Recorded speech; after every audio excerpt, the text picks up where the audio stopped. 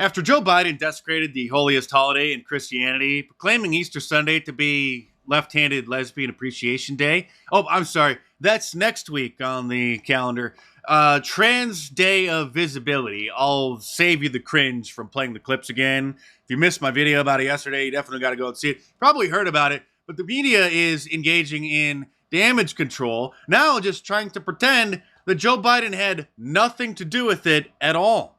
We need to clean up some lies that people might have heard over the weekend. Some on the right, including Donald Trump himself, are outraged, saying that President Biden, a devout Catholic, proclaimed Easter Sunday as Transgender Visibility Day, putting aside that it was Easter Sunday. Well, for fact's sake, that is not the case. President Biden did not have anything to do with that. George, here's the issue. We are talking about it. I heard about this because I was walking out of Mass on Easter Sunday, and I heard people talking about it in disgust and dismay, so angry with President Biden. How challenging is this? It's nonsense. It's nonsense. It's fake news. Joe Biden had nothing to do with it whatsoever. It's just one of those holidays that people celebrate on Twitter. I mean, it's not like he made an official presidential proclamation and published it on the White House website. Oh, wait, what's this? It's a proclamation on the Transgender Day of Visibility posted on whitehouse.gov, where it details the amazing history of this fantastic holiday.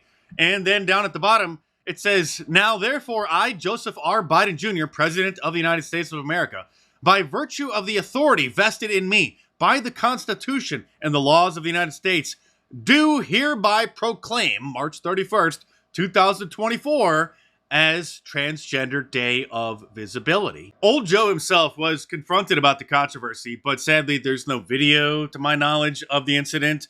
But it did make it into some print and online outlets where somebody asked him what he thought about Speaker Mike Johnson denouncing the decision. And old Joe said, "I didn't do that." Old Joe was told that Speaker Johnson called it outrageous and said, "What do you say to Speaker Johnson?" And old Joe replied he's thoroughly uninformed. When pressed for details, the president responded, "I didn't do that." But in old Joe's defense, I'm sure that he forgot that his staff told him that they were going to write a presidential proclamation in his name and post it on the White House website. In fact, old Joe forgot who the Easter Bunny is. God bless you all. Enjoy the day. And I'm coming down to do that Easter egg roll in just a minute. Thank you all so very, very much. Thanks, everybody. And by the way, say hello to oyster bunnies. Come on up, bunnies. Get up here so they can see you.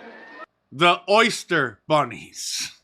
Say hello to oyster bunnies. Come on up, bunnies. Get up here so they can see you. But it's not just Jeremy Boring, the CEO of the Daily Wire, doubling down, claiming that the phrase "Christ is King" is anti-Semitic because it hurts Ben Shapiro's feelings. Now that talking point has leaked into the liberal media industrial complex as well. Here's MSNBC. But it's become increasingly clear that Trumpism and that Trump ethic is really leaking into American Christianity itself. As we saw during Holy Week, Christians all over Twitter were posting "Christ is King," specifically aimed at Jewish Americans, specifically aimed to assert religious dominance in a very gross and ugly way. And we're seeing this just leak out, Mika, and it is very distressing. But even more than that, it is very dangerous. Saying Christ is King is dangerous. And yes, I am working on some Christ is King shirts. I'm not sure when they'll be available. I need to work with the designer a little bit more to get the design exactly right. So appreciate your patience. And it looks like this election cycle, Christians are going to be the big boogeyman. You may recall that in 2016, it was the alt-right. Then in 2020, it was the Proud Boys. And now, this time around, it sure looks like it's going to be Christians, or as they'll claim, Christian nationalists, like the Center for American Progress, another leftist think tank, says that Christian nationalism, just wanting Christian values in America, wanting to vote Christians into positions of power, is the single biggest threat to America's religious freedom. This from PBS. What is Christian nationalism and why it raises concerns about threats to democracy. Christianity is a threat to democracy. Trump allies prepare to infuse Christian nationalism in second administration. And they found the perfect boogeyman this time around in the white nationalist secret society Patriot Front, which organizes various flash mobs across the country, consisting of a few dozen different guys all wearing masks and matching uniforms who will march through the streets chanting some generic slogans, which literally only serves the purpose of spreading hysteria that there are white nationalists and Nazis around every corner and they could be your neighbor. You just don't know. Maybe they're a member of Patriot Front. And without a doubt, this is a Fed-controlled group that's being steered specifically for that purpose. Just like, surprise, surprise, the number 2 in command in the Oath Keepers was an FBI informant. And while some of these guys may think that they have the best intentions and they're standing up against anti-whiteism, to be blunt, Candace Owens and Larry Elder and David Webb, who is another African-American conservative talk show host, have all done more to denounce anti-whiteism and to expand the Overton window to make it okay to admit there's systemic anti-whiteism and to firmly push back against it than these guys. I mean, you really got to start questioning your priorities and your activities and your tactics when what you're doing is actually harming your cause in the mind of virtually every other white person in America who sees the viral clips of these people doing their little marches through Washington, D.C. and other cities. The Marxists are getting extremely concerned that so many Christians have finally gotten fed up and are getting involved in local politics, taking over local school boards, and finally are not so afraid to be called homophobic or transphobic. And they're worried that we're going to do what many Muslim communities have done and just start taking over all local offices, like in Michigan, where the country's first all-Muslim city council was recently elected. That's in the city of Hamtramck, or however you pronounce that, and look at what those Muslims did once they took over. They voted to ban all rainbow flags from city property. Many liberals celebrated when Hamtramck, Michigan elected a Muslim majority council in 2015, but a vote to exclude LGBTQ flags from city property has soured relations. Aww. Christians could learn a lot from Muslims because most Christians in our modern day have sadly become cowards. And we could also learn a lot from defectors from communist China, like this guy who's trying to warn Americans about what's happening to our country. In many ways, you're already in the authoritarian state. You just don't know it. Oh, we know it. How so? Many things happens today in U.S. Can be compared to cultural revolution in China. Like what? Look at her. She is absolutely clueless. Like what? Like people trying to be unified in certain political correctness. That is very dangerous. It is very dangerous. And 40 years ago, Yuri Bezmenov, after defecting from the Soviet Union, tried to warn us back in 1984 about what the communists were planning for the United States. Well, you spoke several times before about ideological subversion. That is a phrase that I'm afraid some Americans don't fully understand.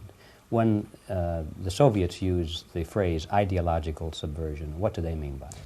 Ideological subversion is the process which is legitimate, overt, and open. You can see it with your own eyes. All you have to do, all American mass media has to do, is to unplug their bananas from their ears, open up their eyes, and they can see it. There is no mystery. There is nothing to do with espionage. I know that espionage intelligence gathering looks more romantic. It sells more deodorants through the advertising, probably. That's why your Hollywood producers are so crazy about James Bond type of thrillers. But in reality, the main emphasis of the KGB is not in the area of intelligence at all. It's a slow process which we call either ideological subversion or active measures, активные мероприятия in the language of the KGB, or psychological warfare. What it basically means is to change the perception of reality of every American to such an extent that despite of the abundance of information, no one is able to come to sensible conclusions in the interests of defending themselves, their families, their community, and their country. It's a great brainwashing process which goes very slow, and it's divided in 4 basic stages. The first one being demoralization. It takes from 15 to 20 years to demoralize a nation. Why that many years? Because this is the minimum number of years which requires to educate one generation of students in the country of your enemy, exposed to the ideology of the enemy. In other words, Marxism-Leninism ideology is being pumped into the soft heads of at least 3 generations of American students without being challenged or counterbalanced by the basic values of Americanism, American patriotism. The result you can see. Most of the people who graduated in the 60s, dropouts or half-baked intellectuals, are now occupying the positions of power in the government, civil service, business, mass media, educational system. You are stuck with them. You cannot get rid of them. They are contaminated. They are programmed to think and react to certain stimuli in a certain pattern. You cannot change their mind, even if you expose them to authentic information, even if you prove that white is white and black is black, you still cannot change the basic perception and the logic of behavior.